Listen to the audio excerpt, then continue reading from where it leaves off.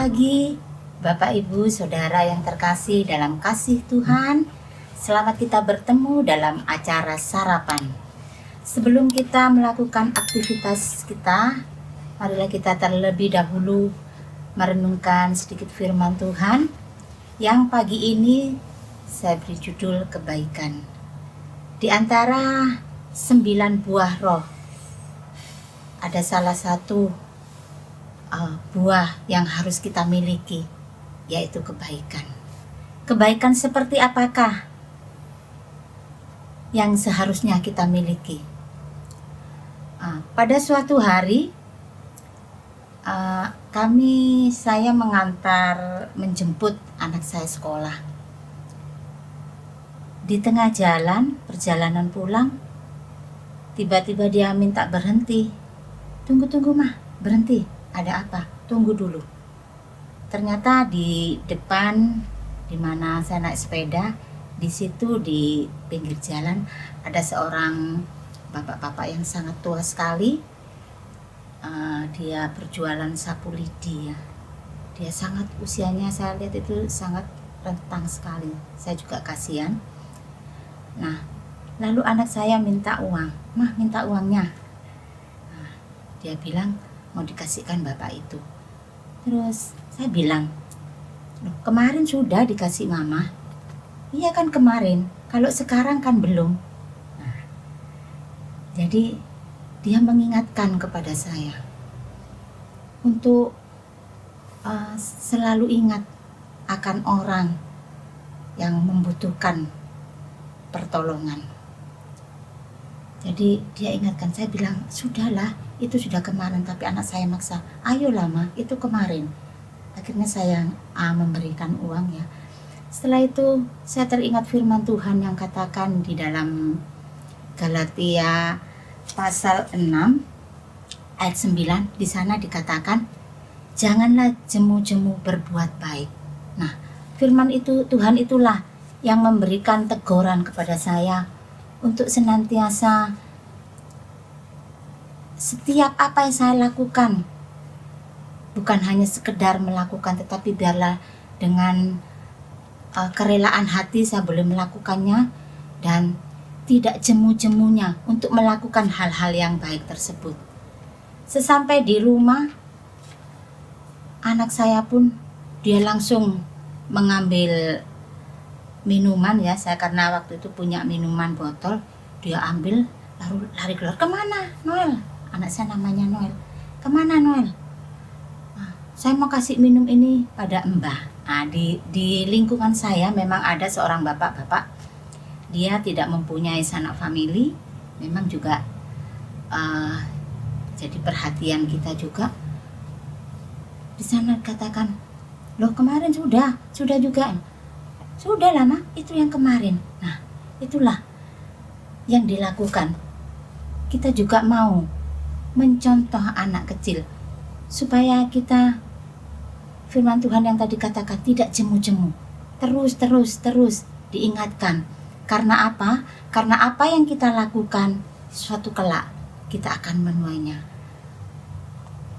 Nah, kebaikan itu, ini yang dilakukan adalah kebaikan yang mereka tidak bisa membalasnya. Jadi kebaikan itulah yang diperintahkan kepada Tuhan, kepada kita. Terlebih kebaikan Tuhan. Kalau kita boleh menerima keselamatan, anugerah Tuhan yang luar biasa, itu bukan karena kebaikan kita, bukan karena gagah kita, bukan karena kepintaran kita, tetapi oleh karena anugerah.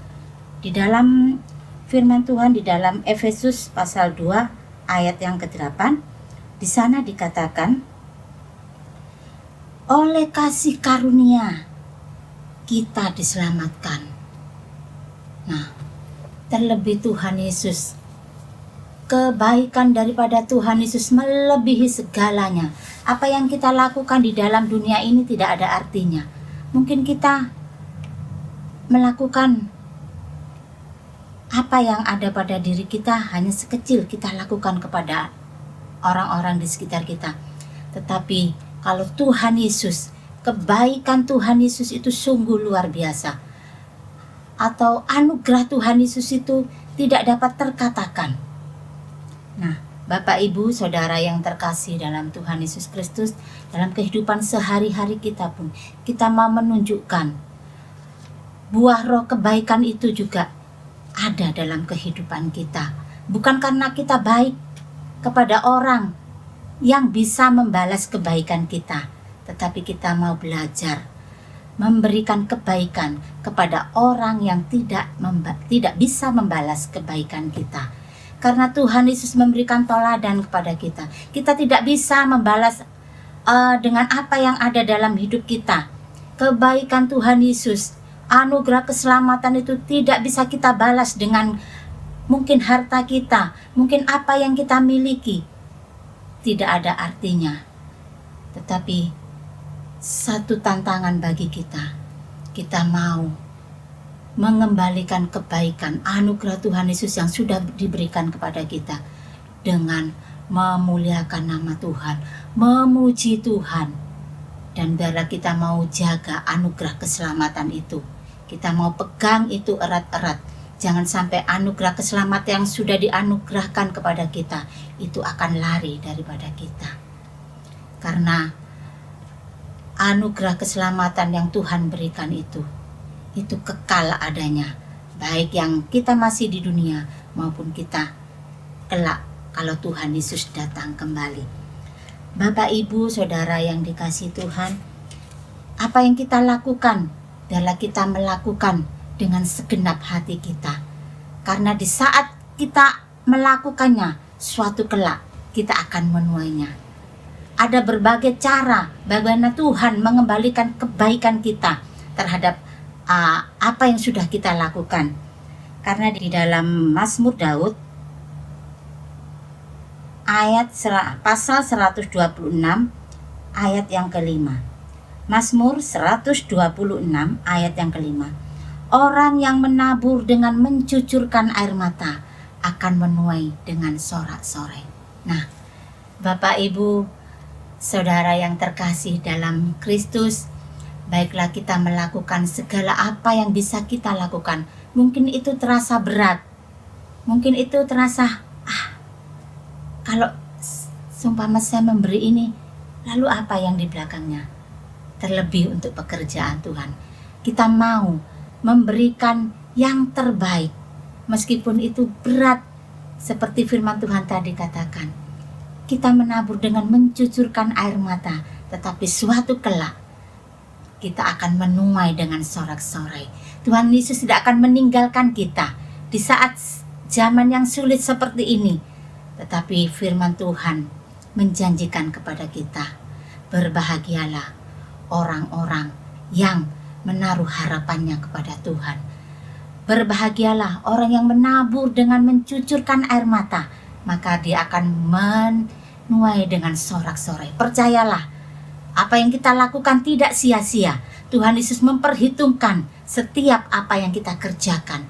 Ada pahala yang indah yang Tuhan sudah kerjakan. Ada berkat yang indah yang Tuhan sudah sediakan buat kehidupan kita, buat anak cucu kita. Kita yakin bahwa Tuhan Yesus adalah sahabat kita. Tuhan Yesus adalah pengharapan kita. Oleh sebab itu, mari kita puji Dia. Mari kita agungkan Tuhan Yesus. Di dalam setiap apapun kita mau meninggikan Tuhan Yesus. Karena apa? Jangan sampai kita melupakan kebaikan Tuhan Yesus. Karena kebaikan Tuhan Yesus adalah itu memberikan satu kehidupan yang kekal. Sebagai ayat terakhir, kita mau baca bersama-sama, baik Bapak Ibu yang ada di rumah. Kita buka Alkitab kita sebentar di dalam Mazmur 103 ayat 1 sampai 5. Mazmur 103 ayat 1 sampai 5. Pujilah Tuhan, hai jiwaku, pujilah namanya yang kudus, hai segenap batinku. Pujilah Tuhan, hai jiwaku, dan janganlah lupa kebaikannya. Dia yang mengampuni segala kesalahanmu, yang menyembuhkan segala penyakitmu. Dia yang menebus hidupmu dari lubang kubur, yang memahkotai engkau dengan kasih setia dan rahmat. Dia yang memuaskan hasratmu dengan kebaikan, sehingga masa mudamu menjadi baru seperti pada burung Raja Wali. Amin. Puji Tuhan. Mari Bapak Ibu Saudara yang terkasih dalam Tuhan, kita mau gunakan salah satu buah roh, yaitu kebaikan itu kita mau terapkan dalam kehidupan kita sehari-hari, dan kita menjadi berkat bagi banyak orang, terlebih memuliakan nama Tuhan. Hidup kita berarti, hidup kita indah karena ada buah roh kebaikan yang kita mau berikan buat orang lain. Semuanya untuk kemuliaan nama Tuhan, bukan untuk pujian manusia, tetapi semuanya untuk kemuliaan nama Tuhan Yesus. Terima kasih Bapak Ibu Saudara yang kasih Tuhan. Selamat beraktivitas pagi ini. Selamat melakukan segala sesuatu dengan kebaikan yang kita miliki. Nama Tuhan Yesus dipermuliakan. Haleluya.